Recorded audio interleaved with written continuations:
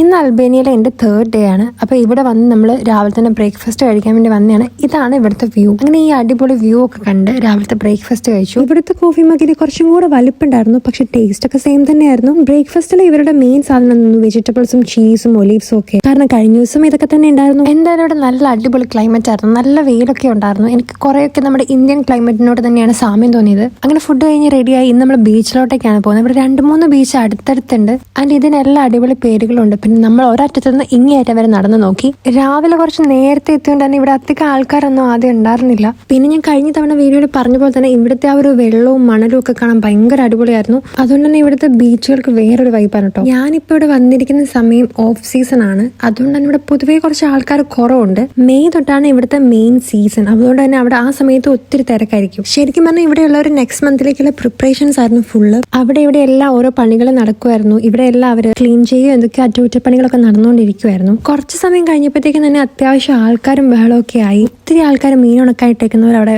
വെയിൽ കൊള്ളാൻ കിടപ്പുണ്ടായിരുന്നു. കുറേ സമയം ഞാനും അവിടെ സ്പെൻഡ് ചെയ്തു. അത് കഴിഞ്ഞ് കുറച്ച് കഴിഞ്ഞപ്പോഴത്തേക്കും പിന്നെ നമുക്ക് വിശപ്പ് മെയിൻ ആയതുകൊണ്ട് അവിടെ കണ്ട ഒരു പിസ്സ ഷോപ്പിൽ നിന്ന് പിസ്സയും ഒരു ഫാൻഡയും കഴിച്ചു. അവിടുത്തെ പിസ്സ നമ്മൾ ഇവിടെ കിട്ടുന്ന പിസ്സ തമ്മിൽ നല്ല വ്യത്യാസമുണ്ട്. അവിടുത്തെ കുറച്ചും കൂടെ തിന്നായിട്ടുള്ള പിസ്സയായിരുന്നു. പിന്നെ വൈകുന്നേരം ആയപ്പോൾ സൺസെറ്റ് ഒക്കെ കാണാൻ വിചാരിച്ച് പിന്നെ ഇറങ്ങി. അപ്പൊ അവിടെ വെച്ച് നമ്മളൊരു മലയാളി ചേട്ടനെ കണ്ടുപിടിച്ചു.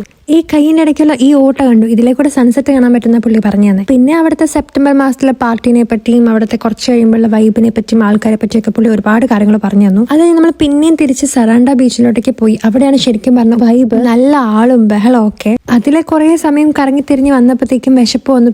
പിന്നെ വിശന്നാൽ ഞാൻ അല്ലാതായി മാറുന്നതുകൊണ്ട് ഞാൻ അവിടുന്ന് ഫുഡ് കഴിക്കാന്ന് വിചാരിച്ചു. അങ്ങനെ ഫുഡൊക്കെ കഴിച്ച് ഇനിയിപ്പം ഒരു ഉറക്കം, തിരിച്ചു പോയിട്ട് ഉറങ്ങണം. അപ്പൊ ബാക്കി വിശേഷം അടുത്ത ദിവസം പറയാം. ബൈ.